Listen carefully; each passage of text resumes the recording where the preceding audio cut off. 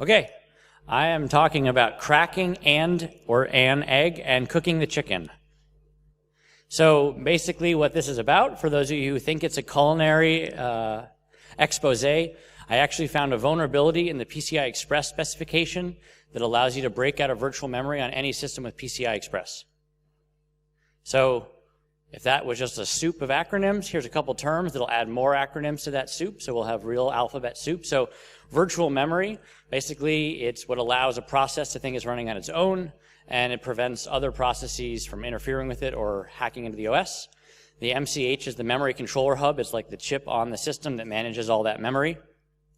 Memory mapped I/O is basically a device or device registers that are mapped in as if they were in physical memory. It's newer and faster and better than port I/O. Port I/O is like the legacy one that CPUs used to be able to communicate with old devices. More acronyms for those of you who have not had a fill. So TLB is the translation look-aside buffer. It's a cache that caches recently used virtual to physical address translations. We're going to skip over that one. So PCI configuration space is all the registers that configure all the devices on your platform. So if you have a graphics card, there are registers in there that you can use to configure that, and that's how your driver tells you how to use certain features of that graphics card. The ECAM is the extended configuration space for newer PCI Express devices, and then the CR3 register is a register on the CPU that tells the CPU where to look to do virtual to physical address translations. So a picture for those of you who don't like the acronyms.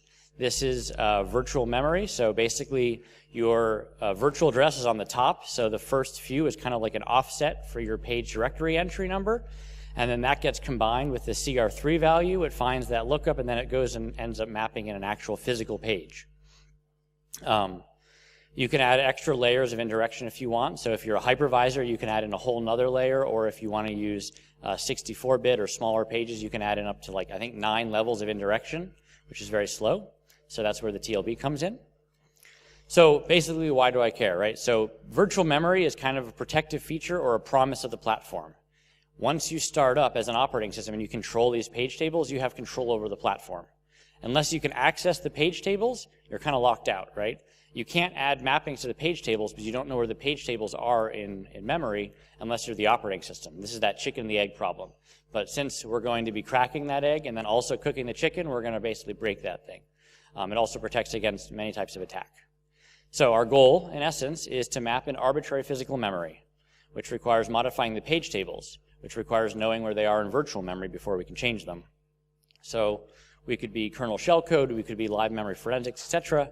So in this first scenario, we have ring 0 control, but we don't necessarily have control over the operating system.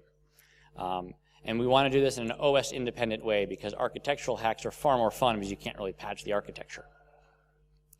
So we know where the physical address of the page tables are. That's in CR3, but we don't know where they're mapped into virtual memory, so we can't actually just access them.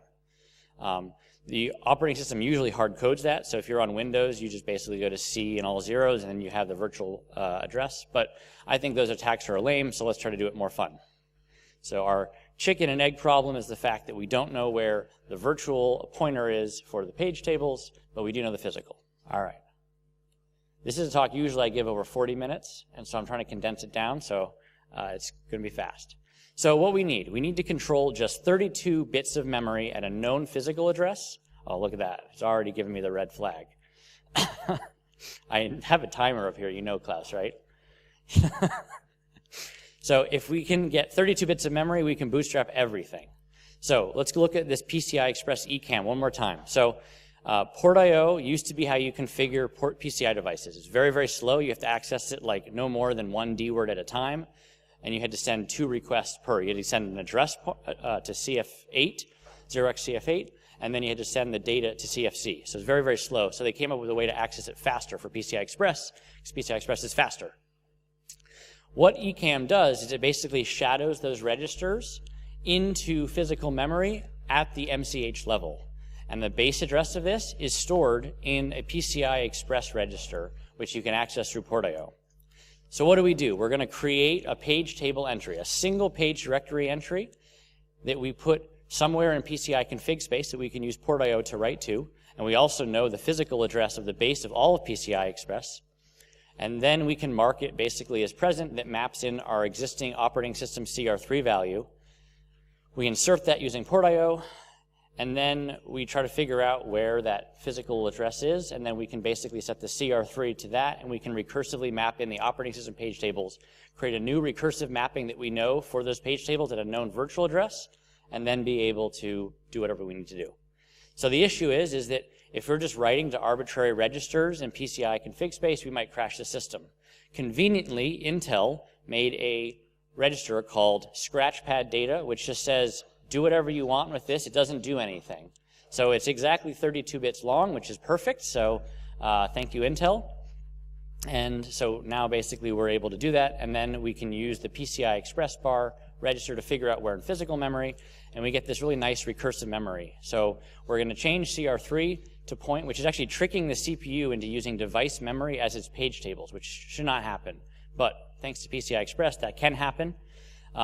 It won't trash the TLB because the kernel code is marked as global. The CPU doesn't realize it's doing anything wrong because it's just asking for memory from the MCH, and the MCH doesn't know why you're using that memory.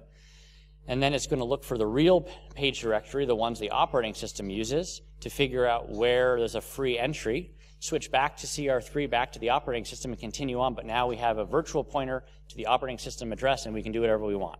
And it's like 30 lines of assembly. You probably can't read that. It's really small. But basically, there's like 4 lines in that actually matters. And if you guys want it, I can send it to you later. So it's very complicated because you have to make sure that you're not like caching or going outside of your cache boundaries while you're doing it, but it's pretty easy. So why is this the case? It's a feature creep, basically. They kept adding more features and then didn't look how that might have gone back and changed some of the earlier assumptions. So the eCam is for higher performance, and obviously platform manufacturers always want to sell things that are faster and newer, and they don't necessarily look at how that might impact previous assumptions. This happens all the time. There's the SMM caching bug, the virtual machine side channels, etc. So if you want to do this, you can do live forensics. So if you don't necessarily trust the OS API to do memory, if you need full memory access, or if you want to, for reasons, have kernel shellcode and you want to access full system memory and memory mapped I/O without calling any system calls that might be logged. So I complained to Intel about this, and they said, oh, don't worry, it's not a vulnerability because you already had kernel access. So let's see if in how many minutes do I have? Like 2.5? 1 minute, if I can go from this to ring 3. So 2 more terms, DMA, direct memory access, and ATA is the legacy disk access mechanism. So what you can do is you can use ATA DMA to basically tell the hard drive to write to memory at a known location. So you can either use that to overwrite the kernel or the interrupt vector table or interrupt descriptor table, but you need to actually be able to write to physical memory and have port.io. So you can use port.io from ring 3 as long as you have IOPL, which is something that like Xserver and stuff runs with. So you can actually set up a table in the eCam pointing to the memory address from which basically file you want to write to. You can write the payload to the disk, and then you use port.io to tell the disk, the DMA controller to read it, and that just happens by the disk outside of the CPU. So let's see here. This is what the table will look like, which you can just shove into the eCam, and then you can send those kind of bytes, and now you basically have full read-write access to the entire memory space from ring 3, and what you do with that is an exercise left to the reader. So a few caveats. VTD is on most systems, and that can block DMA, and then also newer drives are in AHCI mode, which is far more complicated to do. So conclusions, nifty trick, not exactly a security hole because you have to already have some level of access, but x86 is full of weird machines. New architectural features probably create broken invariants, and this is just one example. Intel's pretty cool. Hopefully they can take a joke, and if you want more details in POC or GTFO 0x5, I have all the source code and a whole bunch of more details. So thank you.